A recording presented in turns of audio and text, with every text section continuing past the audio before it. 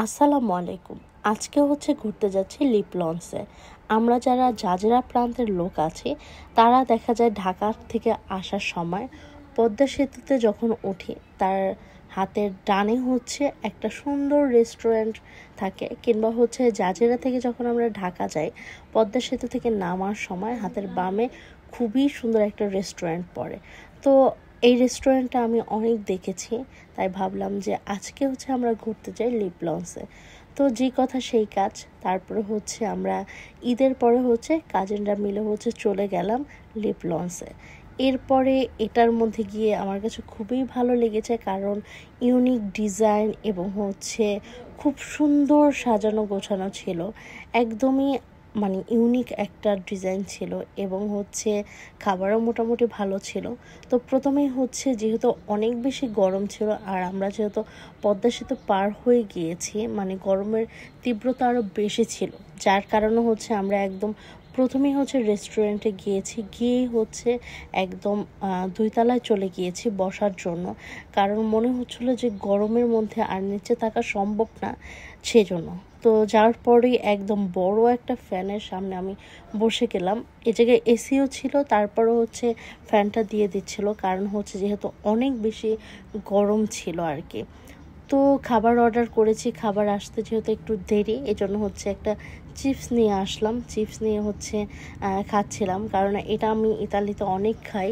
তো দেখছিলাম যে টেস্ট একই রকম কিনা। ইতালিতে যেই খাবারগুলো খাই সাধারণত দেখা যায় বাংলাদেশে দেখতে একই থাকে, কিন্তু টেস্টটা একদমই ভিন্ন থাকে সব কিছুরই। তো তারপরে আমরা অপেক্ষা করছিলাম খাবারের জন্য, যেহেতু খাবার অর্ডার করে দিয়েছি। তো আর এত গরম ছিল, কিন্তু ওদের কাছে ঠান্ডা পানিটা ছিল না অ্যাভেলেবেল। নর্মাল ঠান্ডা থাকে ওইটা ছিল, বাট ডিপ করা যে ঠান্ডা পানিটা থাকে ওইটা ওদের কাছে অ্যাভেলেবেল ছিল না। কিছু করার নেই, এই পানিটাই বারবার খাচ্ছিলাম, কারণ গরমে একদমই শেষ। আর তখন মনে হয় তাপমাত্রা ছিল 40 ডিগ্রি এরকম হবে। আর এই লিপ লঞ্চের রাতের ভিউটা কিন্তু অসাধারণ ছিল, কিন্তু আমরা যেহেতু নদীর এপার থেকে গিয়েছি পদ্মা সেতুর জাজিরা প্রান্ত থেকে, যার কারণে রাতে আর যাওয়ার ইচ্ছা হয়নি, দুপুরের দিকেই গিয়েছি। তো তারপরে আমাদের খাবার চলে আসলো। এই জায়গায় ফালুদা অর্ডার করেছিলাম, আর এই জুসটার নামটা আমার এক্স্যাক্টলি মনে নেই। তো জুসটা 2টা কালারে ছিল, যার কারণে আমি টেস্ট করছিলাম যে নিচেরটার কীরকম টেস্ট আসে আর উপরেরটার কীরকম টেস্ট আসে, কারণ দুই টেস্ট আসবে অবশ্যই বোঝা যাচ্ছিল। তো এটা অরেঞ্জ কি যেন একটা নাম ছিল আর কি। তো আমি নিচের থেকে দেখলাম যে এটা একদম সিরাপ দেওয়া, একটা ঘন একটা সিরাপ দেওয়া, যার কারণে এটা নিচে পড়ে আছে। আর উপরে মালটার জুস ছিল, আর মালটার জুসটা অত একটা মিষ্টি ছিল না, অ্যাভারেজ যে নর্মাল মালটা থাকে ওই ধরনের থেকেও একটু মিষ্টি কম ছিল আর কি। মনে হচ্ছিলো যে জাম্বুরা খাই না আমরা, এটার রস। তারপরে ফালুদাটা ট্রাই করছিলাম, আর এই ফালুদার মধ্যে অনেক ধরনের ড্রাই ফ্রুট দেওয়া ছিল। ফালুদাটা মোটামুটি ভালো লাগছিল, বাট যে কোনো খাবারই ঠান্ডা থাকাকালীন খেতে হবে। ঠান্ডা চলে গেলে এটা চিনির পরিমাণ অনেক বেশি বেড়ে যায় যখন এটা মেল্ট হয়ে যায় আর কি। আর যেই জায়গাটায় বসে খাচ্ছিলাম জায়গাটা অসাধারণ ছিল, দেখতেই পাচ্ছেন আশেপাশে শুধু গাছ আর গাছ। আর আমার যেহেতু গার্ডেন পছন্দ, বাগান পছন্দ, যার কারণে আমার এই রেস্টুরেন্টটা অনেক বেশি ভালো লেগেছে। কারণ আমার ইচ্ছা যে আমার রুমে প্রত্যেকটা জায়গায় সবুজ আর সবুজ থাকবে এরকম। তো আমার সাথে এই রেস্টুরেন্টটা অনেকটা মিলে গেছে, যার কারণে আমি চিন্তা ভাবনা করেছি যে এই জায়গায় আরও কিছুদিন ঘুরতে যাব। আর ঘুরতে যাওয়ার পরেই যেটা হলো আর কি, আমাদের এত আর্জেন্ট একটা কল চলে এসেছে, আমাদের 30 মিনিটের মধ্যেই আবার সেতু পার হতে হবে, এরকম একটা ব্যাপার। আর পদ্মা সেতুতে বেশি একটা টাইম তো লাগে না, কারণ একদমই সেতুতে ওঠার যে ব্রিজের গোড়াটা আছে ওই জায়গায় এই রেস্টুরেন্টটা। তারপর হচ্ছে একটু আউটসাইডে গেলাম, গিয়ে হচ্ছে একটু ভিডিও করছিলাম। আর এই জায়গাগুলো রাতের বেলা ভিডিও করলে অসাধারণ আসবে। আর আমার কাছে বললাম না, যেহেতু আমার গাছ পছন্দ, সবুজ পছন্দ, যার কারণে এই রেস্টুরেন্টটা আমার কাছে সবচেয়ে বেস্ট লেগেছে। আর এই জায়গার ছবি, ভিডিও সব কিছুই অনেক বেশি ভালো আসতেছিল।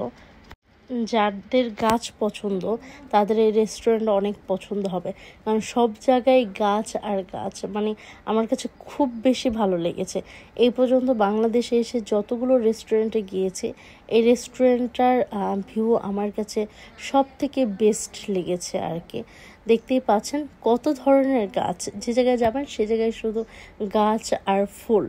দেখা যায় আমরা যখন ইতালিতে কোনো জায়গায় ঘুরতে যাই, ওই জায়গায়ও কিন্তু এই ধরনের রেস্টুরেন্টগুলো থাকে অ্যাভেলেবেল, বাট বাংলাদেশে আসলে এত সুন্দর একটা প্লেস করেছে, মানে অসাধারণ ছিল। তো তারপর হচ্ছে আমরা আবার হচ্ছে আরেকটা ছাদে চলে গেলাম, মানে এক সাইড থেকে আরেক সাইডের সৌন্দর্য অনেক বেশি এরকমটাই। তো তারপরে নিচের দিক চলে যাচ্ছি, কারণ হচ্ছে যে আমরা বাসায় চলে আসবো, আমাদের কাছে টাইম একদমই কম ছিল।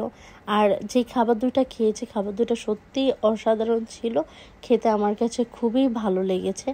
আর আমি আরেকদিন আপনাদের ইনশাল্লাহ পুরো একদম রেস্টুরেন্টটা ঘুরে দেখাবো, কারণ এখন যেহেতু আমাদের কাছে টাইম নেই, যার কারণ হচ্ছে আমাদের যেতে হবে। তো এখন হচ্ছে একদম নিচতলায় হচ্ছে চলে এসেছে। এই সাইডটা হচ্ছে কফি, জুস এইসবের আইটেমের জায়গাটা ছিল আর কি, কিন্তু আমরা গিয়ে একদম 2 তলায় বসেছি, কারণ অনেক বেশি গরম ছিল এই জন্য। তো এরপরে হচ্ছে আমরা আরেকটা সাইডে আসলাম, যে সাইডে হচ্ছে ঝর্ণা ছিল এরকম, মানে দেখতে খুবই ভালো লাগছিল। আর বরাবরের মতো ঝর্ণা তো আমার অনেক পছন্দ, পাহাড়ের থেকেও আমার ঝর্ণা অনেক বেশি পছন্দ।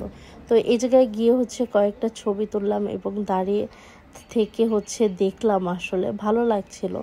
যদি হাতে টাইম থাকতো তাহলে আমি আরও কিছু টাইম এ জায়গায় কাটাতাম আর কি। ভিডিওটা ভালো লাগলে অবশ্যই শেয়ার করে দিবেন, এবং আপনারা কে কে এই জায়গায় ঘুরতে এসেছেন অবশ্যই কমেন্টস করে জানাবেন। সবাই ভালো থাকবেন, আমার জন্য দোয়া করবেন। আল্লাহ হাফেজ।